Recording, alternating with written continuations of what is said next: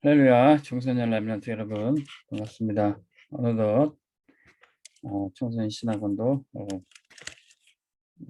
막바지에 이르렀습니다. 오늘 예배학은 7강 말씀으로 마지막 종강을 하도록 하겠습니다.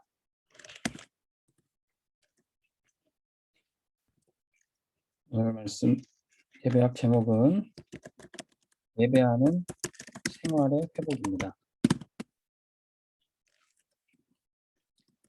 그래서 5장 16절에서 22절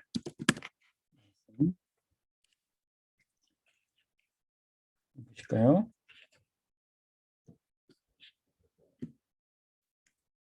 데살로니가전서 5장 16절에서 22절 말씀.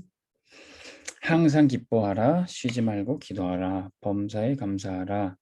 이것이 그리스도 예수 안에서 너희를 향하신 하나님의 뜻이니라. 성령을 소멸하지 말며 예언을 멸시하지 말고 범사에 헤아려 좋은 것을 취하고 악은 어떤 모양이라도 버리라 그랬습니다. 예배하는 생활의 회복. 우리가 교회에서 순서에 따라 예배 드리는 것도 중요하지만 우리의 삶 속에서 하나님께 계속 예배가 드려져야 됩니다. 여러분들이 숨쉬고 아침에 눈을 뜨고 움직이고 행동하는 모든 것이 하나님께 예배를 드린다면 얼마나 좋을까요?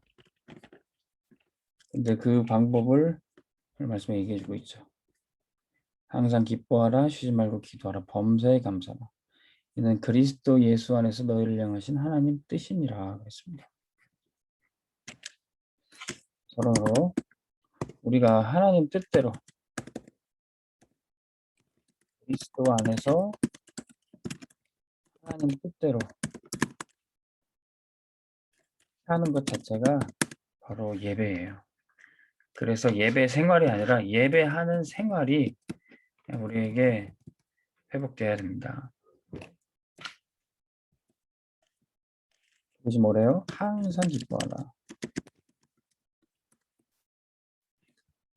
쉬지 말고 기도하라. 범사에 감사하라. 어떻게 그렇게 할 수 있대요? 성령을 소멸치 말고 성령이 너 가득 예언을 하나님의 말씀을 따라 행동할 때 그러면 선한 것, 좋은 것을 따라 살아갈 수 있어요. 하나님의 백성들이 선한 행동을 해야 되죠. 악한 것은 그 모양이라도 버려라. 우리의 삶 속에서 선한 삶을 사는 것, 또 악한 행동을 버리는 것, 그것이 하나님께 드려진 예배라는 거예요. 주일날 교회에서는 예배 드려놓고 일주일 내내 나쁜 행동을 하는 일삼는다면은 그것이 과연 예배의 삶이라고 볼 수 있을까요? 우리가 하나님 앞에 모든 삶이 선한 것, 악한 것을 버리는 그것이 예배인 것입니다.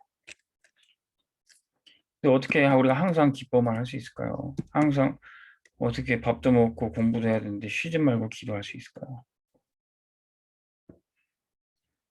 분명히 안 좋은 일인데도 어떻게 감사합니다.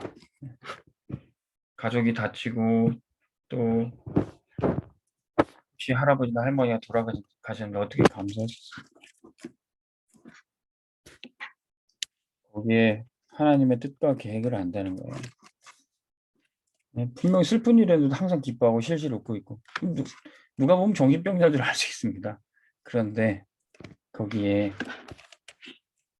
하나님의 계획과 선하신 뜻을 아니까 우리가 기뻐할 수 있는 거예요.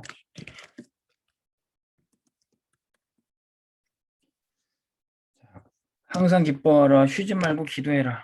이 말은 다른 거 하지 말고 기뻐하고 기도만 해라 그게 아니라 24의 축복을 누리는 거예요.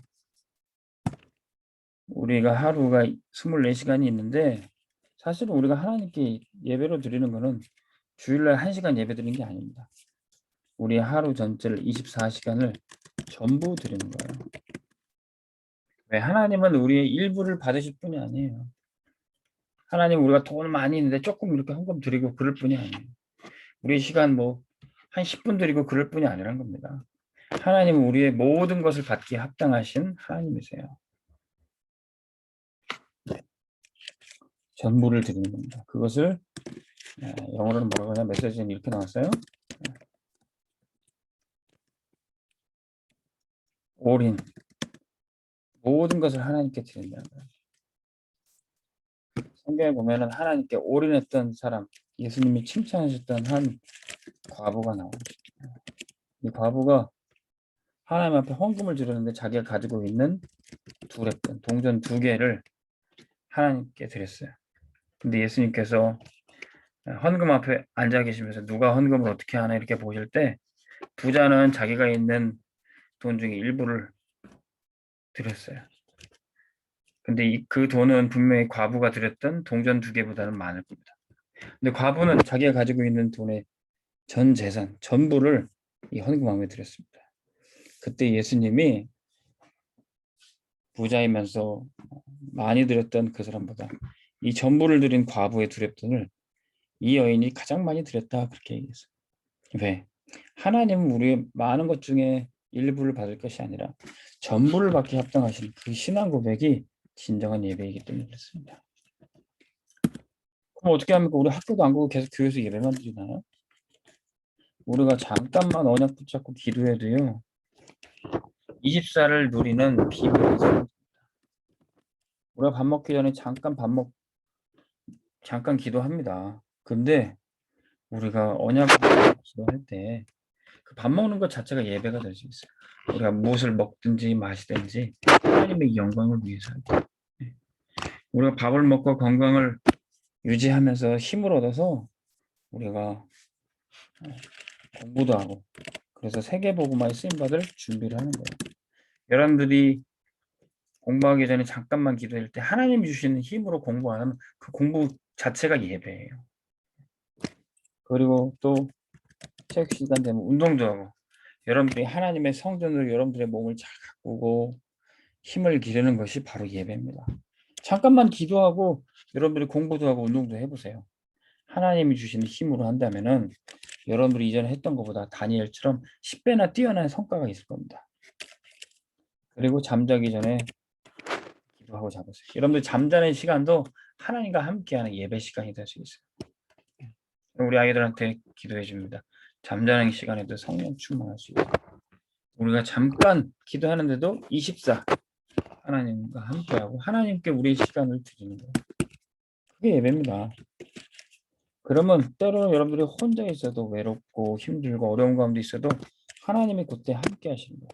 그것을 위드의 축복이라고 합니다. 여러분들이 있는 곳에 또 하나님을 알지 못하던 사람도 하나님과 함께하게 돼요. 그것을 임마누엘의 축복이라고 합니다. 그래서 지금 있는 사건, 사고, 지금 있는 문제도 하나님이 함께 하시니까 합력하여 선을 이룰 수 있어요. 그걸 원네스의 축복이라고 해요. 항상 기뻐하라. 이 말은 슬픈데도 억지로 기뻐하란 말이 아니에요. 하나님이 모든 것을 합력하여서 선을 이루게 되는 겁니다. 엊그제 목사님 아들, 이렇게 둘째 아들이 놀이터에서 놀다가 팔이 부러졌어요. 왜 렘넌트인데 이런 사고가 나지? 왜 렘넌트 옆에 천사가 있었는데 왜 지키지 못했지? 마음이, 제 마음도 많이 상하더라고요. 근데 거기에 같이 놀다가 다른 친구가 사고 당하지 않고 우리 아이가 사고 당한 게 감사되더라고요. 교회도 요새 못 나오고 코로나 때문에 못 나오고, 그런 친구가 놀다가 사고 났으면 더 안타깝고 또 부모님들이 속이 상할 텐데, 다른 아이가 아니라 우리 아이가 다친 게 감사하더라고요. 그리고 또 오늘 같이 기도하면서 또 할아버지 할머니랑 전화 연결해서 기도하면서 또 할머니가 손자를 위해서 기도할 때 너무 감사하더라고요. 목사님의 어머니가 목사님을 위해서 기도해 줘서 목사님이 이렇게 잘하게 됐고, 또 그 기도가 그 손자한테 흘러가는 기도를 보면서 참 하나님께 감사했습니다. 그래서 오히려 우리 둘째 아들이 다친 게 기뻐할 수 있고 기도할 수 있는 기회가 됐어요. 우리 랩런트들도 마찬가지입니다. 지금 눈에 보이는 현실이 닥친 일이 짜증나고 힘든 일이라도 괜찮아요. 혼자 있는 그곳에 잠깐만 기도해도 괜찮아요. 그럼 그것이 예배가 될 수 있습니다. 좋은 일뿐만 아니라 어려운 순간에서도 하나님께 예배할 수 있어요. 그러면 그 속에서 하나님이 주신 행복을 발견하게 됩니다. 예배는 억지로 하는 게 아니에요. 예배는 고통의 시간이 아닙니다. 예배는 잠깐만 언약 붙잡고 기도해도 혼자 있어도 행복할 수 있는 시간이 바로 예배예요. 성경에 렘넌트 7명들이 다 이 축복을 누렸어요. 요셉이 노예로 팔려갔지만 모세가 미디안 광야에서 홀로 있을 때, 사무엘이 언약궤 곁에 누워 있을 때, 다윗이 사울 왕의 쫓김을 당하였어도 이 행복한 예배 속에 있었어요. 우리 렘넌트들이 잠깐만 기도해도 24 드려지는 예배 속에 있기를 주 이름으로 축원합니다. 그러면 하루는 24시간인데 세상에 없는 시간표가 나와요. 그게 바로 25시의 응답입니다. 25시는 세상에 없는 시간표예요. 근데 이것은 하나님이 만들어주신, 하나님이 역사하시는 예배예요. 25시 하나님이 역사하는 시간에 우리는 이 예배를 드리는 겁니다. 우리가 올인을 하잖아요. 우리가 올인을 하면은 하나님이 역사하신, 하나님이 허락하시는 올 아웃의 응답이 오게 돼요. 성경에 이런 역사가 나타난 게 마가다락방이었어요. 이거 마가다락방에서 사도행전 1장 1절에서 8절 예수님이 허락하신 언약을 붙잡고 이 사람들을 모았어요. 언약이 뭡니까? 갈보리산에서 십자가에서 죽으신 예수님이 다 이루었다. 우리 죄, 우리 모든 문제 다 끝냈다. 이 말씀을 하셨어요.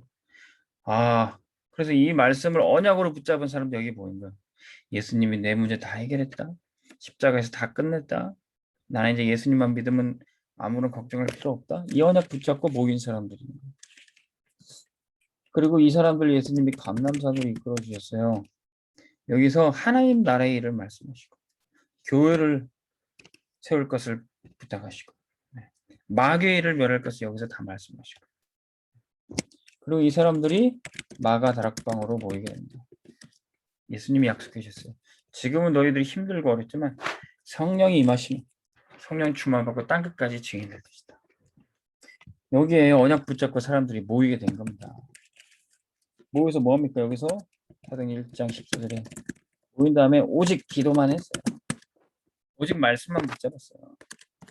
다른 거 하지 않고 우리가 교회 와서 다른 거 하고 장난하고 원망하고 불평하고 짜증내고 그런 것이 아니라 모여서 오직 말씀만 기도만 할 때 하나님의 역사가 일어나요. 어떤 역사입니까? 사도행전 2장 1절에 오순절날이 이미 이르네. 오순절의 시간표 25시가 오게 됐어요. 그랬더니 41절까지 오순절에 마가다락방에서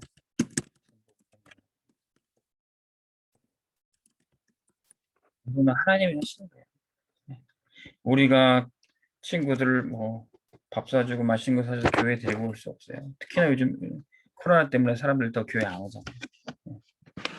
진짜 교회로 우리가 사람들을 데려오는 것이 아니라 하나님이 하시는 전도를 체험해야 되는 거예요. 우리가 진짜 하나님께 25시에 예배를 드리면 전도는 되어지게 되어 있습니다. 전도의 문이 활짝 열려서 많은 사람들이 하나님께로 나오게 돼요. 우리 청소년 렘넌트들이 예배 드릴 때 이 축복이 나타나길 바랍니다. 그러면 영원의 시간표, 영원한 예배, 영적인 예배를 드려요. 우리가 교회에서 눈에 보이는 예배를 드리는 것은 영원한 저 천국의 예배를 바라보면서 하나님 나라 축복을 누리는 시간입니다. 이 천국을 바라볼 때 우리에게는 모든 것이 달라지게 돼요. All change. 우리가 예배만 한 번 잘 드려도 우리의 모든 것이 바뀌어지게 돼 있어요. 성경에 예배 한번 드려서 인생이 완전 바뀌었던 사람이 있는데 그게 바로 삭개오. 삭개오는 어떤 변화를 맞이했습니까? 예수님이 삭개오를 보고 내가 오늘 너희 집에 방문하겠다, 신방 가겠다, 예배 드려 가겠다 이런 말씀하셨어요.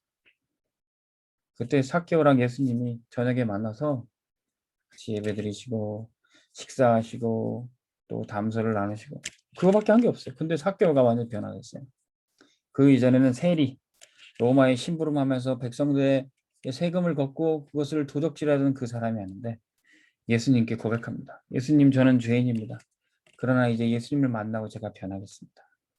사람들을 속여서 빼앗았던 걸 다 돌려주겠습니다.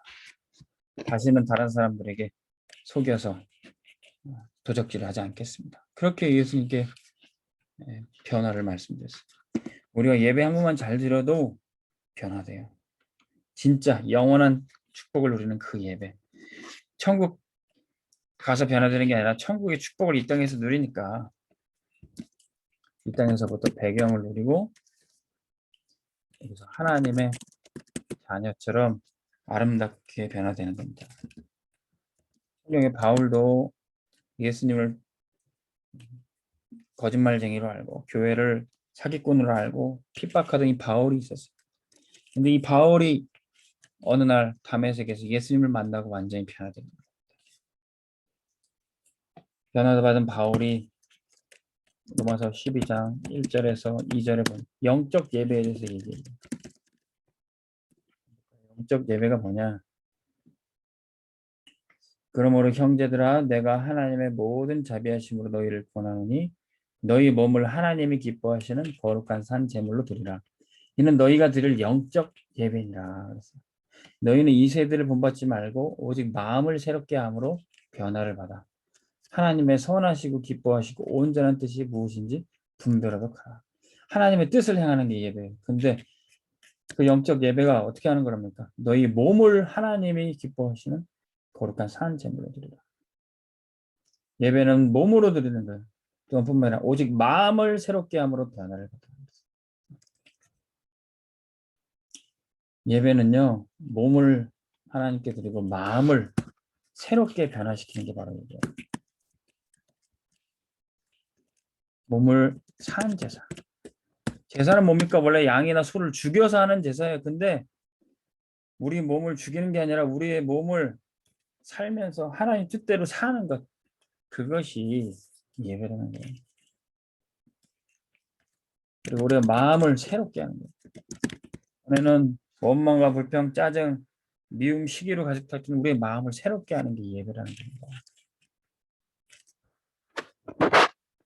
구약의 백성들은 양을 잡고 소를 피 흘려 죽임으로 제사하고 하는 게 예배였어요. 그런데 이제는 그럴 필요가 없습니다. 왜? 예수 그리스도께서 십자가에서 우리의 죄를 대신해서 완전히 죽으셨어요. 그래서 우리는 더 이상 죽음이 필요치 않고 산 제사로 우리의 삶을 드리는 겁니다. 뿐만 아니라 예수님이 죽음을 이기고 새롭게 부활하셨어요. 그래서 우리는 우리의 마음을 새롭게 하고 우리의 생각을 새롭게 하고 하나님께 예배해 드릴 수 있는 겁니다. 어떻게 어느 정도까지 새롭게 됩니까? 이제는 우리 렘넌트들이 237 치유 서밋의 길을 가는 그런 영적 예배를 드려야 됩니다. 전에는 나만 알고 나 혼자 놀고 나 혼자 공부하고 먹고 그런 것밖에 생각을 못했는데 이제는 2, 3, 7, 5천 종족 살리는 그 일에 나를 부르실 거예요. 그 일을 하려고 보니까 내게 문제도 있고 상처도 있어요. 그래서 치유 받아야 되는 겁니다. 2, 3, 7, 5천 종족을 살리고 나를 치유하는 그 길에 있다 보니까 하나님이 나를 서밋으로 지도자로 세워주세요. 제자들에게도 이 축복을 주신 거예요. 어부들이 많은 제자들이었어요. 늘 고기 잡고 나만 먹고 살기 바빴던 제자들이었는데 예수님이 말씀하셨어요. 마태복음 28장 8절에서 20절. 볼까요? 예수께서 나와 말씀하여 이르시되 하늘과 땅의 모든 권세를 내게 주셨으니 그러므로 너희는 가서 모든 민족을 제자로 삼아 아버지와 아들과 성령의 이름으로 세례를 베풀고 내가 너에게 분부한 모든 것을 가르쳐 지키게 하라. 볼지어다 세상 끝날까지 너희와 항상 함께 있으리라. 예수님이 모든 민족을 제자로 삼으로 살리러 가라고 그랬어요. 237, 5천 종족을 살리러 가라는 겁니다. 근데 가다 보니까 병든 사람, 귀신에게 잡혀서 마귀에게 눌려서 고통당한 사람들이 있어요. 이 사람들 어떻게 해야 됩니까? 마가복음 16장 15절에서 20절에 이렇게 하라고 그랬어요. 또 이르시되 너희는 온 천하에 다니며 만민에게 복음을 전파하라. 근데 믿고 세례를 받는 사람은 구원을 얻을 것이고 믿지 않은 사람은 정죄를 받으리라. 믿는 자들에게 이런 표적이 따르더니 곧 그들이 내 이름으로 귀신을 쫓아내며 새 방언을 말하며 뱀을 집어올리며 무슨 독을 마실지라도 해를 받지 아니하며 병든 사람에게 손을 얹어서 나으리라 하시더라. 주 예수께서 말씀을 마치신 후에 하늘로 올리시사 하나님 우편에 앉으시니라. 이에 제자들이 나가 두루 전파할세 주께서 함께 역사하사 그 따르는 표적으로 말씀을 확실히 증언하시니라. 전도하러 갈 때 보니까 아픈 사람에게 손을 얹고 기도하라고 했어요. 귀신 들리는 사람은 쫓아내라 그랬어요. 어떻게 해요? 내 이름으로 예수님의 이름으로 병을 고치고 귀신을 쫓아내는 치유 역사는 이렇게 나타나는 겁니다. 그러면 이런 예배를 드리고 이런 전도를 하면은 사도행전 1장 8절 오직 성령이 너에게 임하시면 너희가 권능받고 예루살렘과 온 유대와 사마리아 땅끝까지 이르러 내 증인이 되리라. 그리스도의 증인 하나님의 대사 서밋으로 쓰임을 받게 되는 거예요. 하나님은 우리의 237 치유, 이 서밋의 길을 가는 발걸음 이것을 통해서 영광 받으시고 이것이 우리의 영적 예배가 되는 겁니다. 이제 결론적으로 우리 렘넌트들이 예배가 단순히 교회 안에서뿐만이 아니라 여러분들의 학교, 집, 교회 거기서 여러분들이 밥을 먹고 공부하고 운동하고 움직이는 모든 것이 다 예배가 될 수 있는 거라고 되었습니다. 그래서 여러분들이 이제는 생활 예배의 축복을 계속 누리시기 바랍니다. 여러분들이 오늘 받은 말씀을 잠깐만 생각해도 묵상하면요 그것이 예배가 됩니다. 이번 주 주신 학원 복음화 말씀 다니엘이 미리 가진 것 다니엘이 하루에 3번 기도했는데 그것을 뜻을 세워서 우상 앞에도 절하지 않고 사자굴에 들어가서 거기서도 계속 기도했던 그 다니엘의 말씀을 묵상할 때 여러분들도 이 예배의 축복을 누릴 수가 있어요. 묵상하다가 딱 어느 순간 집중되는 말씀이 있어요. 그럼 집중하면 됩니다. 이것을 나에게 어떻게 적용시킬까? 집중하면 돼요. 그 집중 속에서 여러분들 공부할 힘도 나오고 운동할 힘도 나옵니다. 집중하다 보면 조금 힘이 붙일 수 있어요. 머리도 아프고 어깨에서 뻐근하고 그때 호흡을 하는 겁니다. 그래서 말씀을 들으면서도 강의를 들으면서 계속 호흡을 깊이 해야 돼요. 그러면 여러분들 건강이 회복이 돼요. 우리의 몸에 머리가 어지럽고 뼈 마디가 쑤시는 거는 산소가 우리 몸 구석구석에 공급이 안 돼서 그렇습니다. 그래서 호흡을 하면은 회복이 돼요. 호흡을 가장 잘 할 수 있는 게 뭐냐면 찬양입니다. 찬양할 때 노래 부를 때 그냥 노래만 불러도 사람들이 정신적으로 또 몸이 건강하게 되는데 우리가 하나님께 찬양하고 예배하면요 우리 영혼, 육이 다 살아나게 되는 겁니다. 다윗은 이 찬양하면서 모든 것을 다 회복했어요. 그리고 여러분들이 찬양하면서 또 말씀을 묵상하면서 은혜 받은 것들 다른 사람들과 나누는 거 포럼할 때 여러분들 이 5가지만 잘해도 생활 속의 예배가 아주 쉽게 편안하게 될 겁니다.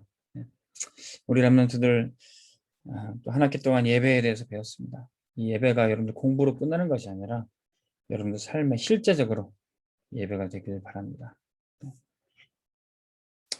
기도하겠습니다. 하나님 아버지 우리 렘넌트들이 예배학을 통해서 실제적인 예배 축복을 누리게 하여 주옵소서. 하나님이 찾으시는 예배자가 되게 하여 주시고 집에서든지 학교에서든지 교회에서든지 예배를 놓치지 않는 그 축복을 허락하여 주옵소서. 감사드리며 예수 그리스도의 이름으로 기도합니다. 아멘. 다음 학기에 만납시다.